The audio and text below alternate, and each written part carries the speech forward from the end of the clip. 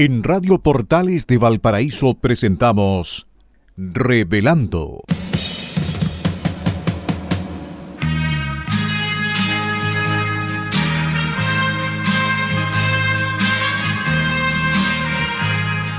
Un programa donde se abordan temas de actualidad, contingencia y la agenda cultural de la zona.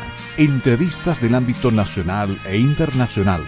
Revelando es presentado y auspiciado por Asofar AG, Asociación de Oficiales de la Armada de Chile en Retiro, Asociación Gremial. Con ustedes, Revelando en Radio Portales de Valparaíso.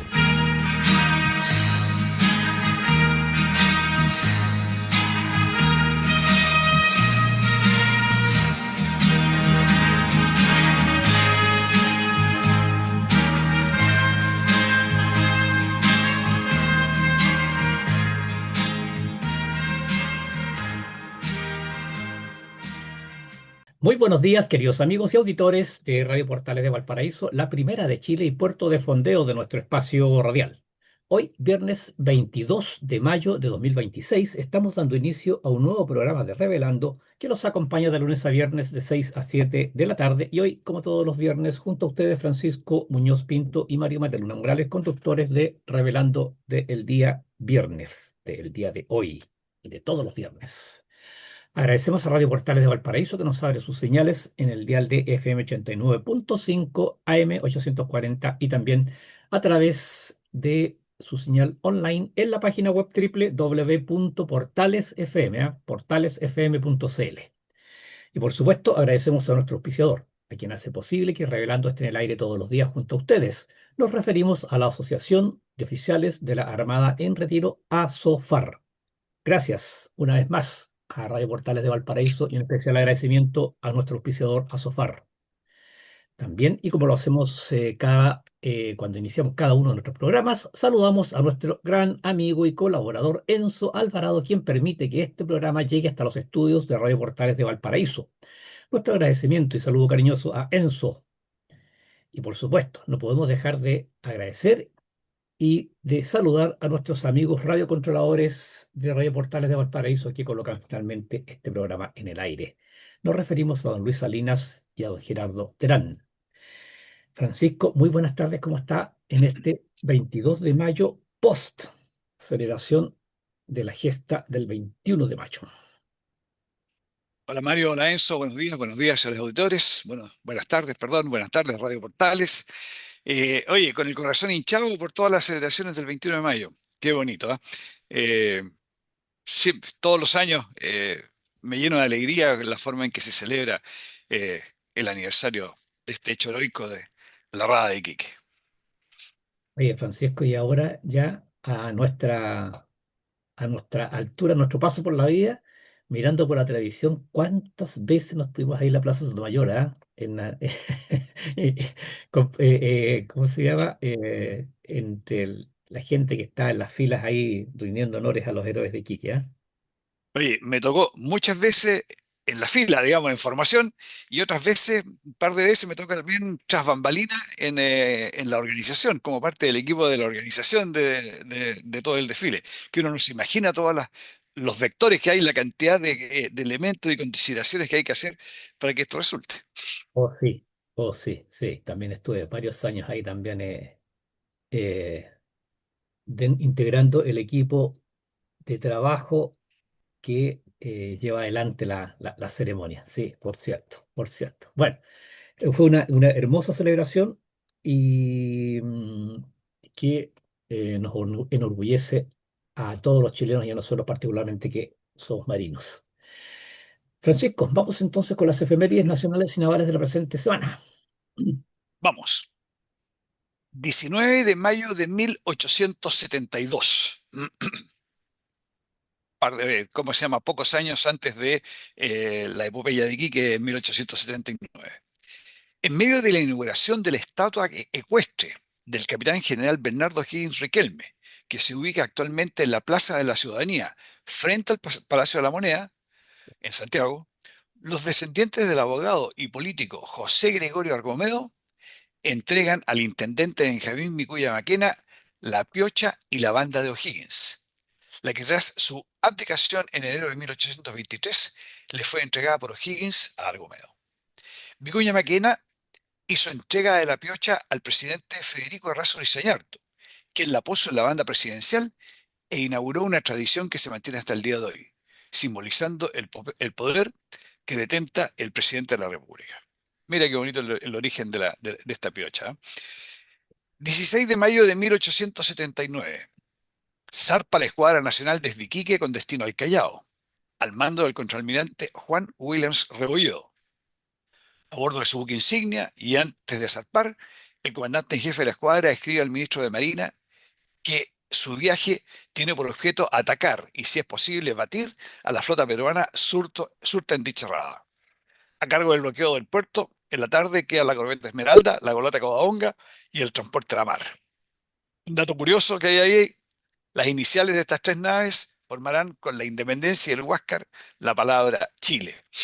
Este hecho, como sabemos, este zarpe de la escuadra el 16 de mayo hacia el Callao se cruzó en alta mar, pero no se avistaron, con el Huáscar y la Independencia, y eso motivó que llegara el Huáscar con la Independencia a Iquique y se encontrara con la Esmeralda y la Covadonga. 21 de mayo de 1879. Al abordaje, muchachos.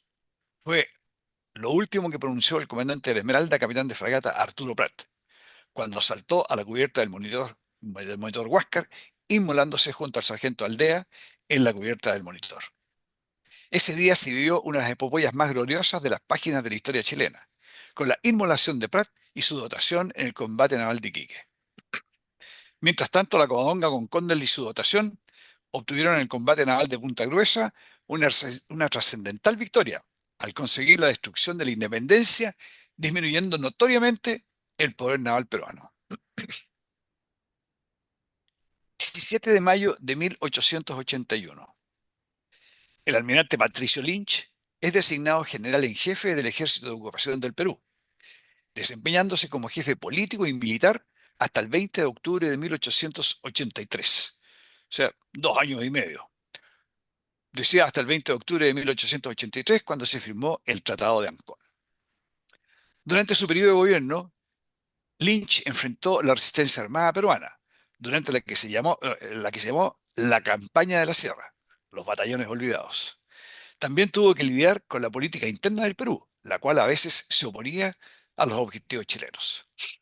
Lynch es reconocido como una figura clave en la ocupación peruana, y su gobierno fue considerado por algunos como el mejor virrey del Perú, debido al tacto y firmeza en llevar las riendas del gobierno. 21 de mayo de 1886. Se inaugura el Monumento a los Héroes de Iquique en Valparaíso, el que fue financiado con fondos provenientes de una colecta ciudadana efectuada después del combate. Las figuras en bronce de Prat, Teniente Serrano y del marinero se deben al escultor francés Pierre Puech, en tanto que las de Riquelme y Aldea corresponden al maestro chileno Virgilio Arias. La altura desde el zócalo hasta la coronación es de 19 metros, observándose en la parte superior la figura del capitán Prat sosteniendo la bandera y su espada, mientras posa un pie sobre un cañón. En su parte central, las cuatro caras muestran en relieve las acciones de Arica, Angamos, Iquique y Punta Gruesa. Las columnas y las graderías son de mármol blanco. Bajo el monumento se ubica la cripta, en donde descansan los restos de 22 héroes, de los cuales 15 les corresponden a personal de dotación de la Esmeralda y 7 de la Covadonga. 16 de mayo de 1958. Falleció el último sobreviviente de la Esmeralda de Prat, Wenceslao Vargas Rojas, quien era grumete durante el combate naval de Iquique. Los restos de quien, por disposición del gobierno y estando retirado de la institución, se le concedió el grado de vicealmirante, permanecen en la cripta de la Plaza Sotomayor de Valparaíso, junto a los restos del comandante Prat, del teniente Serrano y del sargento Aldea, que fallecieron durante o a consecuencia inmediata de la acción ocurrida el 21 de mayo de 1879. 22 de mayo de 1960.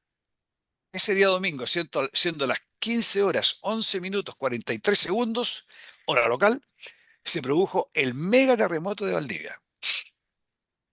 Su epicentro se localizó en las cercanías de Traiguén, provincia de Malleco, actual región de la Araucanía, y tuvo una magnitud de 9,5 grados, siendo el más potente registrado instrumentalmente en la historia de la humanidad. Es decir, puede que haya habido terremotos más fuertes que el de Valdivia, pero no existían los instrumentos para medirlo. El eje terrestre se movió 3 centímetros, mientras las placas de Nazca y de Chiloé se acercaron bruscamente cerca de 40 metros, cuando normalmente lo hacen entre 8 y 9 centímetros por año. Este terremoto generó una serie de maremotos que destruyeron por completo varias localidades de las costas chilenas y peruanas. En el puerto de Corral, cercano a Valdivia, el nivel del mar se elevó sobre 4 metros antes de comenzar a retraerse rápidamente. El efecto llegó prácticamente a todo el Océano Pacífico. 17 de mayo, Día Mundial de las Comunicaciones y la Sociedad de la Información. Día Nacional del Reciclaje. 18 de mayo, Día Nacional de la Lucha contra la Explotación Sexual Comercial Infantil. Día del Soldado con Cripto. 21 de mayo, Día Mundial de la Diversidad Cultural para el Diálogo y el Desarrollo. 22 de mayo, Día Internacional de la Diversidad Biológica. Mario, eso era lo que teníamos para hoy. Perfecto. Esas fueron las efemérides nacionales y navales, entre las cuales, ¿no es cierto?, por supuesto, destacamos el combate naval de Iquique y de Punta Gruesa y la inauguración en 1886 del monumento a los héroes de Iquique, el hermoso monumento que está ahí en la Plaza Sotomayor de Valparaíso. Ya, vamos entonces con el primer tema de la pauta, que como es tradición en nuestro programa, lo decimos cada viernes, son las historias de Valparaíso. Y en esta oportunidad estamos celebrando el mes del mar, ayer fue 21 de mayo, y qué mejor que recordar al viejo, hermoso e imponente acorazado La Torre. Nosotros, Francisco, no lo conocimos, pero aquellos porteños, ¿no es cierto?, que están 80 años y sobre los 80 años, de seguro que recuerdan la imponente figura, hermosa figura del acorazado fondeado aquí en la bahía de Valparaíso. ¿Ah? Eh, ya, para esta crónica se tomó como referencia el artículo El acorazado Almirante La Torre, publicado en la revista Mar de la Liga Marítima en su edición de año 2008, la número 194. Durante el gobierno de don Pedro Montt y con motivo del centenario de la independencia de Chile, el gobierno aprobó una ley, el 6 de julio de 1910, que concedía un financiamiento de 400.000 libras esterlinas anuales con el propósito de mantener la construcción de naves de guerra de primera clase. Esa ley autorizó la construcción de 2 acorazados de 28.000 toneladas cada uno, 6 destructores de 1.500 toneladas y 2 submarinos de 340 toneladas cada uno. Los acorazados se bautizarían con los nombres de Valparaíso y Santiago.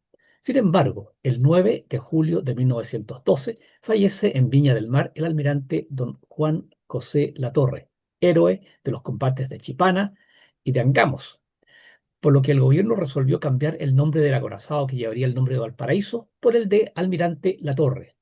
Paralelamente, se dispuso que el acorazado, que llevaría el nombre de Santiago, se cambiara por el de Almirante Cochrane. El Almirante Latorre se comenzó a construir a fines de noviembre de 1911 en los astilleros de Armstrong, Whitworth and Company de Newcastle on Tyne, Inglaterra, siendo el primer acorazado del mundo que se construyó con cañones de 14 pulgadas. Esto es, queridos amigos, 35,56 centímetros de calibre. Bueno, fue lanzado al mar el 27 de noviembre de 1913 en presencia del embajador don Agustín Edwards McClure, siendo bautizado por su esposa, que actuó de madrina, doña Olga Bodje de Edwards. Asistieron a esta ceremonia, además, el jefe de la Comisión Naval de Chile en Londres, contraalmirante Joaquín Muñoz Hurtado, y todo el personal de las comisiones naval y militar, representantes del cuerpo diplomático y de la nobleza. Las características más importantes de este acorazado eran: desplazamiento 28.662 toneladas, eslora 190,5 metros y manga 29,5 metros. Y aquí, solamente como referencia, los cruceros tipo Brooklyn que conocimos nosotros con Francisco y que recuerdan muchos porteños, el desplazamiento es el peso, ¿ah? En el fondo, el peso. El desplazamiento era 13.900 toneladas y este acorazado pesaba 28.662, o sea, más del doble del desplazamiento de un crucero. Tremendo, era un gigante. Poseía 10 piezas de 14 pulgadas en torres dobles, con 100 disparos por cañón, 16 piezas simples de 6 pulgadas de 200 disparos por cañón, 2 piezas de 3 pulgadas antiaéreas de 300 disparos por cañón. Con los años se fue modernizando el armamento antiaéreo, por ejemplo, instalando 20 cañones automáticos de 20 milímetros o Lincoln antiaéreos. Y un detalle de las piezas de 14 pulgadas, o sea, de los tiros de 14 pulgadas. El peso, perdón, de las piezas, de las torres de 14 pulgadas, el peso eran 87 toneladas. Cada torre de 14 pulgadas pesaba, ¿cómo se llama? 87 toneladas. La dotación original era de 1.167 hombres, con un mínimo de 550 hombres para navegar, y en la etapa final tuvo una dotación de 1.500 hombres. En agosto de 1914 se inició la Gran Guerra Mundial, tras la Primera Guerra Mundial, y el gobierno británico solicitó al gobierno de Chile la compra del acorazado, incluyendo al almirante Cochrane, que aún estaba en gradas de construcción, los 4 destructores y los 2 submarinos. El acorazado Almirante Latorre, que ya estaba construido, se incorporó a la Grand Fleet bajo el nombre de HMS Canadá.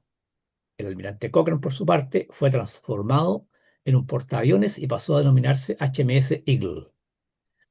Y ahora el HMS Canadá, formando parte del 4º escuadrón de batalla, combatió en Jutlandia el 31 de mayo de 1916, donde disparó 42 granadas de 14 pulgadas y no recibió impactos de fuego alemán. Posteriormente fue trasladado al 1er escuadrón de batalla y en 1919 fue destinado al mar Mediterráneo. Gracias a las gestiones del embajador de Chile en Londres, don Agustín Edwards, y apoyado por el almirante Luis Gómez Carreño, se adquirió nuevamente el acorazado junto con los cazatorpederos almirante Riveros, almirante Williams y almirante Uribe, más el remolcador Seabald. Recondicionado y modernizado su sistema de control de tiro y reforzamiento de corazas, el 1 de agosto de 1920 se izó a bordo del acorazado La Torre el pabellón nacional y la insignia del contraalmirante don Luis Gómez Carreño, zarpando a Chile el 27 de noviembre de 1920. Arribó a Valparaíso el 20 de febrero de 1921 y el día 21 fue revistado, o sea, al día siguiente, por el presidente de la República, don Arturo Alessandri Palma. El acorazado almirante La Torre, al incorporarse a la escuadra de Chile, pasó a ser el buque insignia del contraalmirante Luis Gómez Carreño.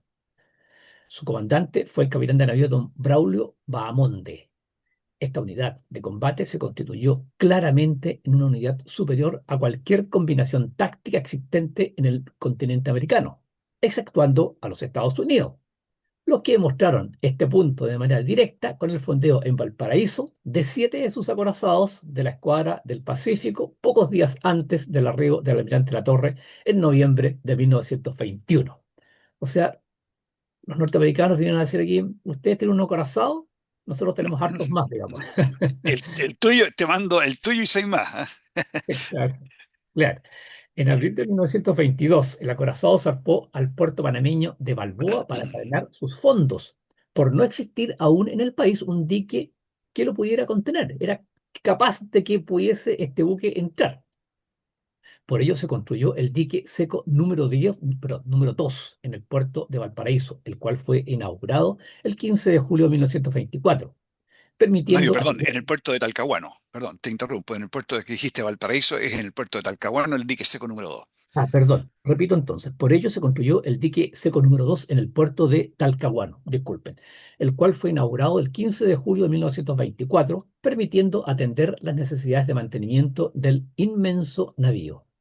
Al ingresar al dique y cerrarse la compuerta, los fuertes de la plaza de Talcahuano rompieron el fuego con una salva de 21 cañonazos y las bandas ejecutaron los himnos nacionales de Chile y Francia, esto último por la nacionalidad de los constructores del dique. Después de 8 años de servicio activo, más los años servidos durante la Primera Guerra Mundial, se hizo necesaria una modernización de la artillería antiaérea y un cambio de las calderas de carbón a petróleo. El 19 de noviembre de 1928 se nombró una comisión para evaluar los trabajos necesarios en construcción naval, máquinas, caldera, armamento, comunicaciones, navegación y otros cargos para ser puestos en conocimiento de expertos británicos. El 15 de mayo de 1929 zarpó de Valparaíso Davenport, al mando del capitán de navío Calixto Roger, en donde se efectuó las reparaciones y transformaciones de sus calderas de carbón a petróleo e instalación de un sistema de armamento antiaéreo. Se le mejoró su protección antitorpedo, disminuyendo su calado en 4 pies y se le instaló una catapulta para lanzamiento de hidroaviones. También se le instaló una cofa en el palo mayor para dirigir la artillería. Regresó a Chile el 12 de abril de 1931, trayendo en sus cubiertas a los remolcadores de 33 toneladas Intrépido y Moctezuma. Al regreso de este viaje, estando fondeado en Coquimbo, el acorazado fue el cuartel central de la marinería rebelada durante la llamada sublevación de la escuadra de 1931. Durante dicha coyuntura, el almirante Latorre repelió un bombardeo aéreo realizado por la Fuerza Aérea de Chile, leal al gobierno de don Manuel Truco. Entre 1931 y 1935, el acorazado permaneció en la reserva activa debido a los problemas económicos del país. La calidad del acorazado era tal y su condición material tan buena que incluso Estados Unidos de Norteamérica ofreció comprarlo a mediados de 1941 y luego en 1942. Las capacidades profesionales del personal chileno aseguraban que el buque seguía teniendo un excelente nivel de mantenimiento. La negativa de venta a los Estados Unidos, junto con el intenso servicio de patrullaje del acorazado como centro de la escuadra de Chile, protegiendo los puertos carboníferos del área de Concepción y los dedicados a la exportación de cobre y otros materiales estratégicos del norte del país, fueron claramente brillantes. A finales de la Segunda Guerra Mundial, el servicio del acorazado se incrementó con la recepción de un equipo de radar y otros de guerra electrónica que le proporcionaron una gran ventaja de combate. La noche del 21 de mayo de 1940 se desató un fortísimo temporal en el puerto de Valparaíso. Fuera de la bahía se hallaba el acorazado Almirante Latorre. Estaba fondeado, ¿ah? Que empezó a carrear, o sea, sus anclas no se pudieron aferrar al fondo, ¿no es cierto? Y se resbalaron en el fondo, en buen chileno, no resistiendo sus anclas. Todos los esfuerzos hechos por los remolcadores de la Armada no pudieron evitar que este coloso retrocediera y se acercara cada vez más al dique flotante.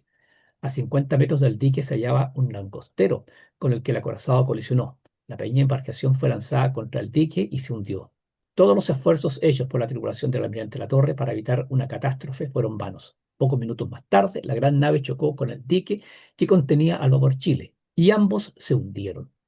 Después de grandes esfuerzos, la tripulación del acorazado logró ubicarlo al abrigo del molo del puerto.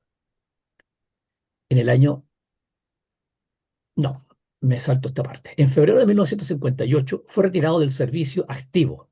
Sin embargo, ese mismo año, un piquete de marinos argentinos desembarcó en la isla Picton del canal Beagle, destruyendo las señales de navegación que allí se encontraban. Por este atropello a la soberanía chilena, la Armada de Chile movilizó todos sus efectivos hacia la zona austral, incluyendo al viejo acorazado La Torre. Los numerosos intentos de encendido de sus calderas produjeron tal cantidad de humo negro y espeso que el puerto de Talcahuano amaneció cubierto por una capa de humo que impedía ver el sol. Sus habitantes quedaron atónitos ante el espectáculo y al mismo tiempo maravillados de ver la silueta del querido almirante Latorre nuevamente llenando la bahía. La conclusión que se obtuvo fue que el almirante Latorre estaba listo para incorporarse a la escuadra e ir a defender el territorio amenazado en el canal Beagle. La noticia recorrió todo Chile, saliendo en primera página en los periódicos de todo el país. El conflicto se resolvió por los canales diplomáticos. Esta fue la contribución póstuma del almirante Latorre a un país que lo admiró con orgullo durante toda su larga vida. El día 29 de mayo de 1959 zarpó desde Talcahuano remolcado por el Cambrian Salvos con rumbo a Japón. Ha sido el acorazado más grande remolcado a través del Pacífico. Estuvo fondeado por varios años en la bahía de Hiroshima antes de desaparecer bajo los cortadores de acero que lo desguazaron. Cuando el acorazado y la escuadra llegaban a puertos del norte o del sur, tonificaban de inmediato el entusiasmo de la gente y la economía del poblado. En los desfiles y ceremonias militares, el solo almirante La Torre desembarcaba 2 regimientos de marinería. Los primeros años nuevos que se celebraban en Valparaíso contaron con la presencia del almirante La Torre, el cual, empavesado con guirnaldas de luces, iluminaba el cielo nocturno y los cerros del puerto con sus potentes reflectores y acompañaba el inicio del nuevo año con el sonar de sus ruidosas sirenas. De sus tripulaciones solo quedaron los recuerdos de jornadas esplendorosas al amparo de entrepuentes, camarotes, sollados y cubiertas que cobijaron a lo largo de su historia a centenares de oficiales, guardiamarinas, suboficiales y grumetes que en un accionar conjunto hizo de esta nave un apostolado al servicio de Chile. Oye, tal como dices tú, este buque, todo el mundo sabía de su presencia. Yo era de La Serena y en Serena todo el mundo hablaba en La Torre. Llegaba al escuadra y decían, no, yo creo que estaba de baja ya en La Torre, pero decían, no, en La Torre se quedó en Puerto Aldea. Todo el mundo sabía y estaba preocupado qué pasaba con en La Torre. Un buque Muy maravilloso. buena crónica. Sí, ya. Y desgraciadamente estamos pero pasados de la hora, Francisco. Tenemos que ir a la pausa musical. Muy bien, queridos amigos, estamos de regreso para iniciar el segundo bloque de su programa Revelando. Al iniciar este nuevo bloque, nuevamente eh, agradecemos a nuestra querida Radio Portales por permitirnos estar en su casa radial y a través de ellos llegar hasta ustedes, nuestros queridos auditores. Y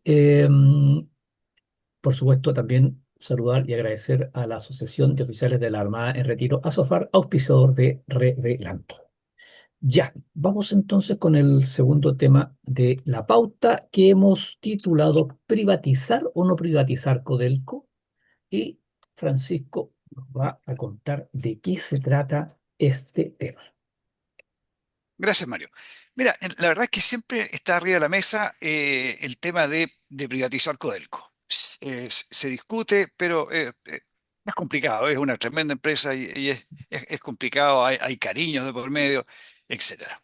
Pero, ¿qué pasó ahora? ¿Por qué se está reflotando este tema? Se supieron los resultados de Codelco del año 2005 y los resultados fueron paupérrimos. Codelco, con todas sus divisiones, le aportó en el año 2025, le aportó al Estado más o menos la mitad de lo que le reportó una minera. Es la más importante, sí, pero una minera, la mina escondida, reportó al Estado el doble de dinero de lo que reportó Codelco. ¿Y cuál es el problema de Codelco? El problema es que su dueño es el Estado, con todas las deficiencias que tiene ser que su propietario sea el Estado, todas las deficiencias que conocemos de las empresas del Estado. Y además, ¿quién conduce la mina o quién ejerce esta propiedad? El gobierno. Gobierno que cambia cada 4 años. Y cada 4 años cambian las orientaciones, unas un poco más, otras un poco menos, etcétera. Esto de que cambie cada 4 años el gobierno es un tema relevante. El administrador, aunque parezca increíble, lo que quiere, no quiere a Codelco en el largo plazo, no, él quiere sacarle a Codelco el máximo provecho durante los 4 años en que él va a estar a cargo del gobierno. No explora, ¿cómo se llama? No se preocupa de encontrar nuevos yacimientos, no se preocupa de la deuda de Codelco y vamos hundiendo a Codelco en el fango cada vez más. Por supuesto que el grado de responsabilidad eh, es diferente en los distintos gobiernos. En particular, el gobierno de Gabriel Boric fue tremendamente irresponsable en este sentido. Otro problema que hay es que Codelco se maneja en un tema entre una mezcla de criterios técnicos y criterios políticos. Al gobierno muchas veces le interesa más mantener contentos a sus empleados, lo cual se traduce al final en votos, que mantener a Codelco en un valor competitivo que sea a lo menos comparable con las empresas privadas que están trabajando en Chile. Así como dato, así como recién hablaba de lo que le está aportando el país, Codelco hoy día debe más de 24.000 millones de dólares. Más de 24.000 millones de dólares es la deuda de Codelco. Si pensamos que el presupuesto de Chile para el año es de 80.000 millones de dólares, esto es aproximadamente un tercio, un cuarto, pongámosle un tercio, un cuarto de la deuda del país. Y el servicio a esa deuda, o sea, los intereses que tiene que pagar Codelco año a año son 1.000 millones de dólares, solo por esta irresponsabilidad de su, digamos, de su controlador que lo llevó a estas cifras de endeudamiento. Y un tercer problema es la calidad de la gestión. En ese sentido, a lo ese, como lo decía antes, del mal de todas las empresas del Estado. Eh, y cómo se llama, y esto siempre le va afectando. Entonces, ¿por qué privatizar Codelco? ¿Por qué tanta discusión y al final nunca se llega a nada respecto de la privatización de Codelco? Lo primero es que las utilidades que genera Codelco van completas a las arcas fiscales. Porque uno dice, oye, no, pues la minería privada va al dueño de la mina y solamente van los impuestos a las arcas fiscales. En cambio, en el caso de Codelco, va completo a las arcas fiscales. Entonces siempre está el sueño de que las cosas van a mejorar, que va a haber una mejor gestión y que Codelco va a ser efectivamente el gran generador de recursos para el Estado. Desgraciadamente, las utilidades han ido bajando y no está claro que ese sueño realmente se vaya a cumplir. Hay otro tema ideológico. Hay una parte de la población que le gustaría que no solamente el cobre, sino que toda la producción del país y todas las empresas del país estuvieran en manos del Estado. Es un grupo pequeño, pero este grupo pequeño sabe meter ruido y sabe hacer presión. ¿Cuántas veces hemos escuchado el eslogan? Codelco no se toca. Y también hay un aspecto emocional. Muchos chilenos se sienten orgullosos de Codelco, independiente de los resultados que obtenga. Entonces, ¿cómo lo hacemos? Para poner el cascabel al gato. Hay demasiadas cosas en juego y difícil de lograr algo. ¿Qué es lo que se está haciendo? ¿O qué es lo que se ha hecho? Hay una solución intermedia que se implementó cuando se le entregó a Codelco, a todo esto para tratar de salvarla, se le entregó a Codelco la explotación de yacimientos importantes de litio. Pero resulta que Codelco no conocía el negocio del litio. Entonces hicieron una alianza con una minera privada, con SQM, Sokimich. Según los expertos, esta alianza con Sokimich ha dado buenos resultados y se considera que es una alternativa para tener una mejor explotación de esta gran empresa del Estado. La otra alternativa es privatizar parte de Codelco. Pero esa, también según los expertos, lo consideran por las razones que habíamos dicho antes, por gente que ideológicamente quiere que Codelco sea del Estado, otras porque hay una gran parte de la población que se siente orgullosa de Codelco, el tema de privatizar es bastante más complicado. Pero el camino este de hacer alianzas con empresas sí podría resultar. Esa es, Mario, la situación de Codelco. ¿Qué te parece? Uf, como toda empresa estatal es complicado, Francisco. Yo voy a centrar el comentario en algunos aspectos. A ver, la empresa es de todos. Cuando la empresa es de todos, la empresa es de nadie, po. Sí. Claro, Desgraciadamente así. Cuando la empresa es de todos, la empresa es de nadie. Eh, lo primero, el directorio es designado por políticos. Eso significa que muy pocas veces, muy rara vez llega al directorio, que son los que tienen la responsabilidad de administrar la empresa, de bien administrarla. Muy rara vez llega gente capacitada, gente calificada. Llega gente ahí apitutada. Entonces es gente que va a ganar plata. Lo voy a decir con todas sus letras. Me van a disculpar, querido amigo. Llega ahí a gente a ganar plata, a sentarse, a tomar café rico, a ser bien atendidos todas las reuniones, que todo el mundo le haga reverencia el periodo que están ahí y que pase el tiempo nomás, po. Entonces no se preocupan o no tienen idea de cómo administrar la empresa. Codelco se continúa endeudando más y más. O sea, cada vez que Codelco tiene pérdidas, ¿qué es lo que hace? Se endeuda para cubrir eso. ¿Y por qué? Porque tiene el aval del Estado. Fácil. Entonces cualquier banco internacional no se lo reciben. Oye, adelante, asiento, señor Codelco. Sí, ¿cuánto quiere que le prestemos? $1.000 millones, perfecto, ningún problema, señor, tiene todas las facilidades, firme acá nomás. ¿Por qué? Porque saben que está la aval del Estado. Y el Estado de Chile nunca va a quebrar, los estados nunca quiebran. Y lo último, y lo más conflictivo, son los sindicatos de trabajadores. Usted mencionó, Francisco, y es así. Esto no es un invento de Francisco, que no, si esto está en todos los análisis, que el aporte que Codelco hace al Estado es la mitad de la minera privada, la escondida. Ya, pregúntense, queridos amigos, ¿cómo es el nivel de sueldo, pues, de los trabajadores?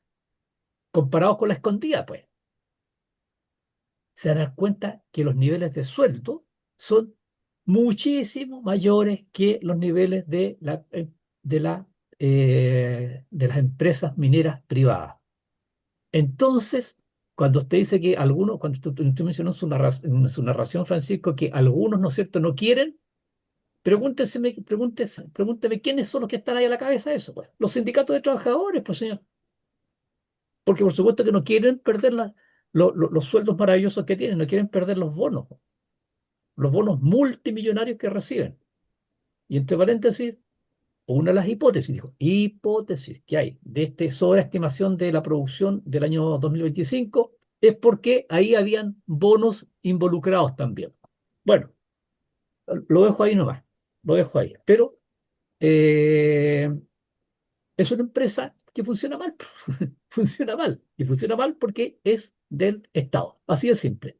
Funciona mal porque es del Estado. Ahí lo dejo, Claro, Francisco. cuando se deja con criterios políticos, o sea, cuando se maneja una empresa que lo que requiere es, ¿cómo se llama?, que genere recursos, en el fondo lo que se quiere es una empresa que lucre. Y ahí partimos mal, porque para una parte de la población ya vendió el tema de que el lucro es perverso.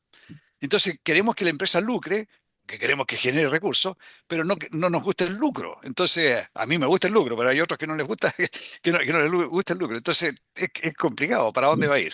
Y el sueldo de Chile se va achicando, y al revés, la deuda de Chile se va agrandando y se va agrandando, porque la deuda de Codelco es la deuda de todos los chilenos. Al final, con nuestros impuestos vamos a terminar pagando esa deuda. Y es, pues, así es, claro. La empresa es de todos, pues. Pero la empresa es de todo Ex- cuando hay que pagar, cuando hay que repartir. Perdón, yo jamás he recibido un bono de Codelco, weón. Y yo soy dueño de Codelco, se supone que yo soy uno de los 20 millones de dueños de Codelco. Yo jamás me ha llegado un chequecito o un abono en mis remuneraciones, ¿o no? ¿O usted, Francisco, le ha llegado alguna vez? Ni uno, jamás, claro. Pero con nuestros impuestos estamos pagando la mala administración de la empresa. Bueno, ya, dejémoslo ahí nomás. Próximo tema, que hemos titulado Lo único que faltaba. A ver, la noche del martes de esta semana, lo que pasa es que como fue ayer festivo, entonces esto pasó y celebramos el Día de las Glorias Navales, la gesta de Iquique, esto se diluyó, digamos, pero la noche del martes pasado de esta semana, hubo un atentado frustrado en la Araucanía.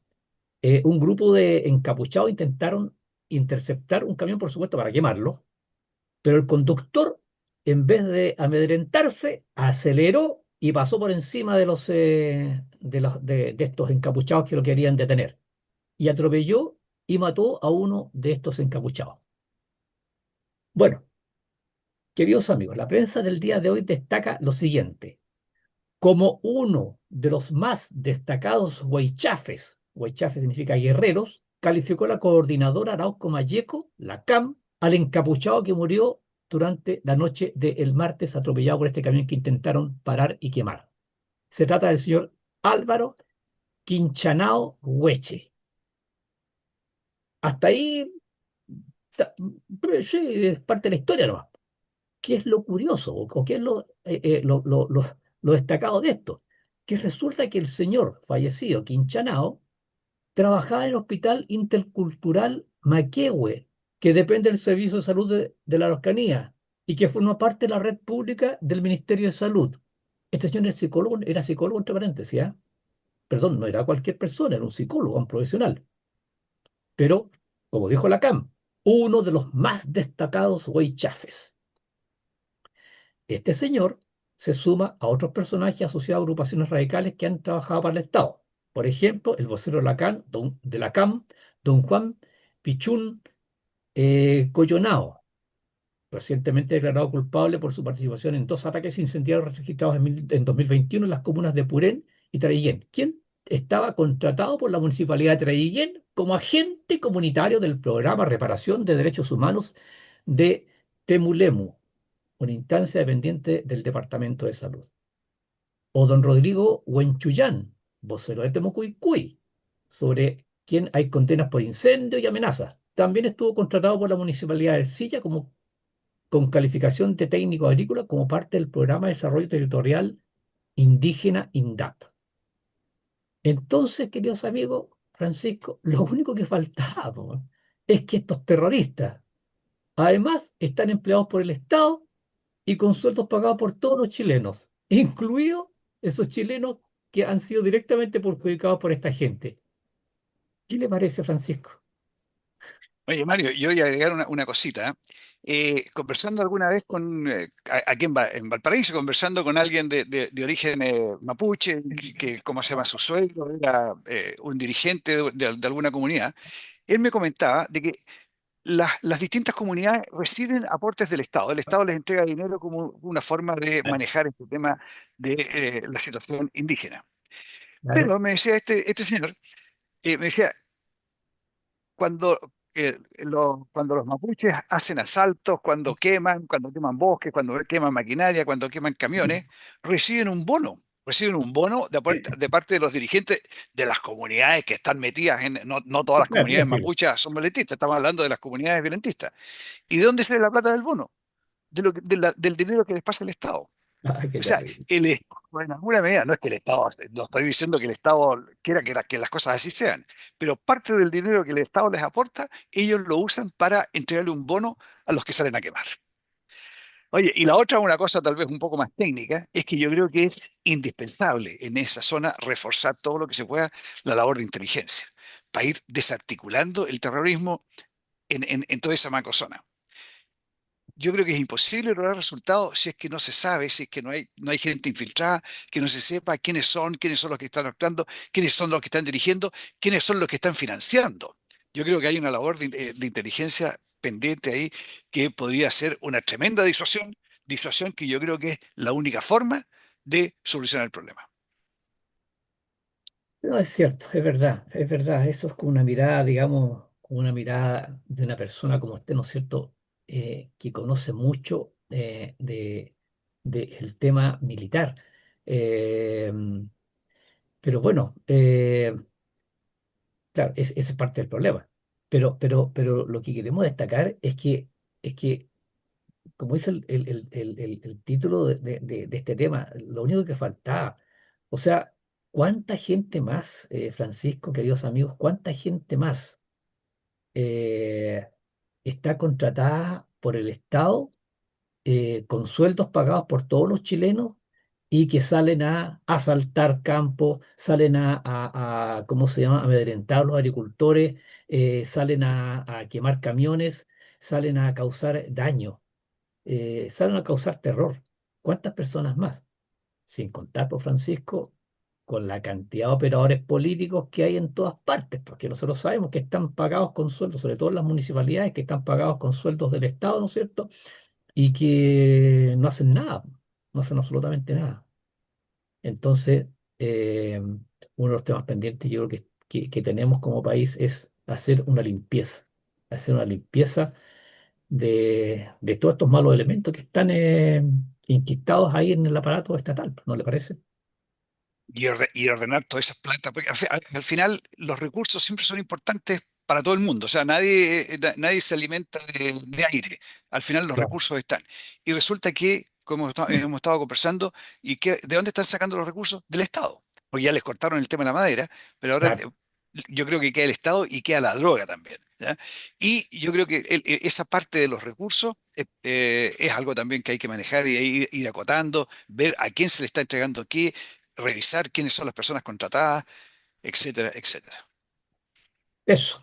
Ya, y vamos con el cuarto y último tema de la pauta del día de hoy, que hemos titulado El valor de la Armada. Y para esto, queridos amigos, voy a dar lectura rápidamente aquí a una carta que fue publicada en el Mercurio del día de ayer, 21 de mayo, y que se titula Glorias Navales. Dice así: señor director. Este 21 de mayo quiero saludar y agradecer a los hombres y mujeres de la Armada de Chile, quienes desempeñan un papel fundamental en nuestro país tricontinental, con 6.500 kilómetros de costa.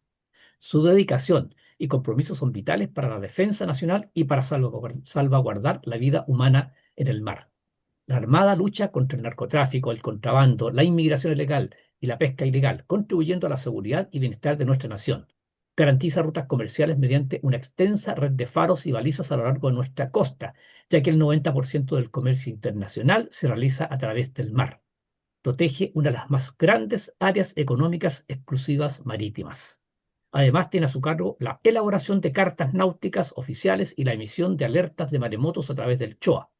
Protege el medio ambiente marino, combatiendo derrames de petróleo y contaminación, y apoya la investigación científica mediante el buque Cabo de Hornos.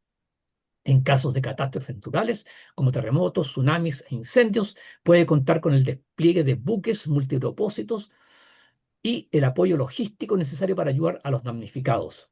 Sus hombres y mujeres son quienes trasladan víveres, combustibles y materiales a lugares remotos, además de ofrecer atención médica y dental en poblados costeros aislados.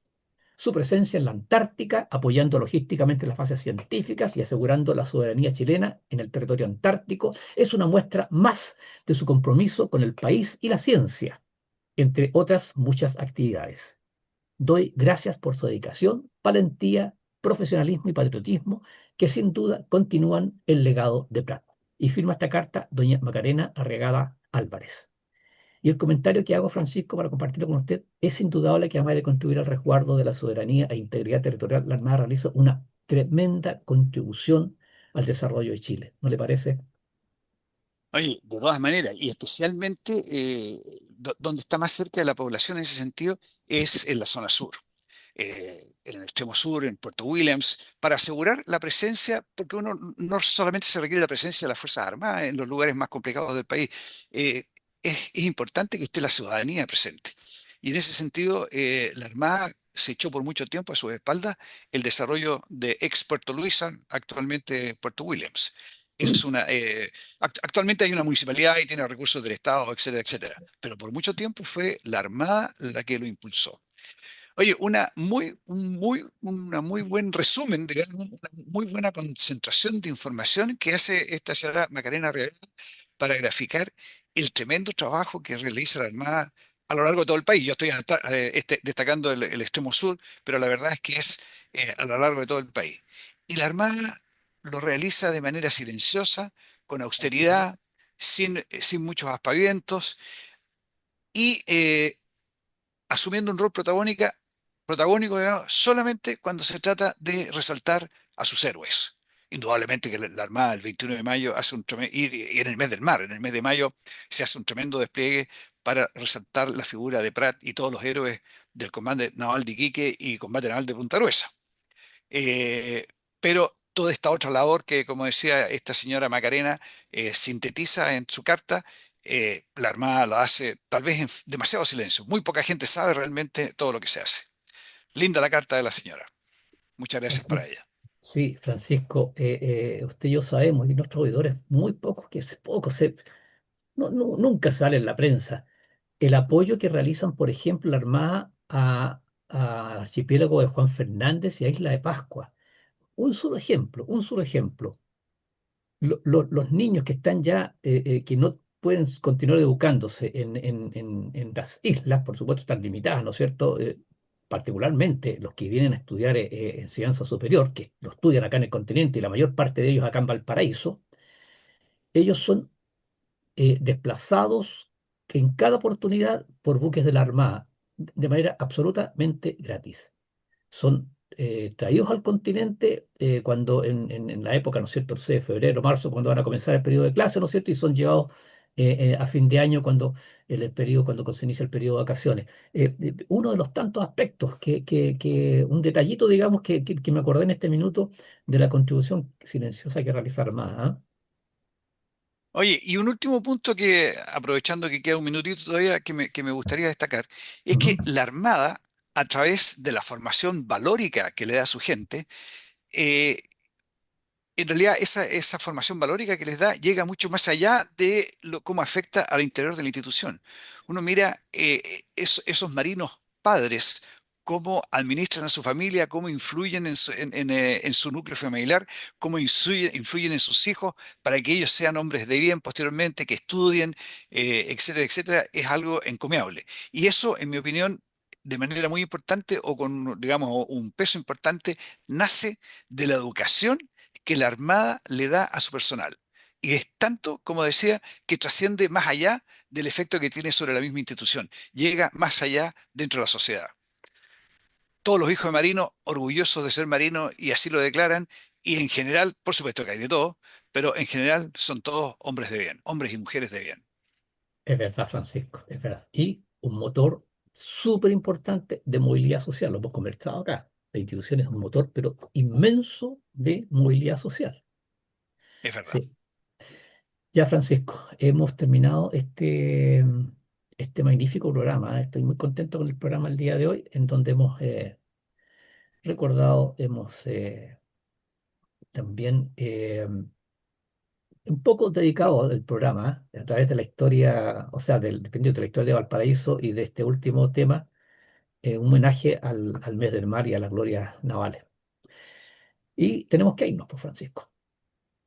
Señores auditores, muchas gracias por habernos acompañado, muchas gracias nuevamente a Radio Portales y a todos los que hacen posible que se haga esta transmisión. Nos vemos el próximo viernes, si Dios quiere. Así es. Queridos amigos, como siempre, les decimos al finalizar nuestro programa, les agradecemos de corazón su sintonía, les deseamos que tengan un muy buen fin de semana y nos encontramos el próximo viernes, si Dios quiere. Continúen en la sintonía de Radio Portales de Valparaíso y que tengan una muy buena tarde-noche. En Radio Portales de Valparaíso hemos presentado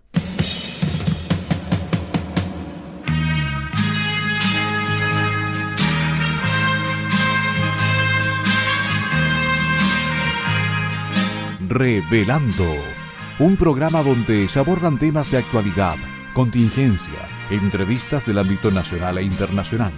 Revelando es presentado y auspiciado por Asofar AG, Asociación de Oficiales de la Armada de Chile en Retiro, Asociación Gremial.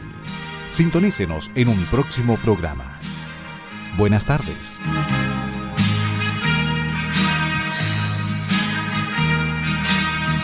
Las opiniones vertidas en este programa son de exclusiva responsabilidad de quienes las emiten y no representan necesariamente el pensamiento de Radio Portales de Valparaíso.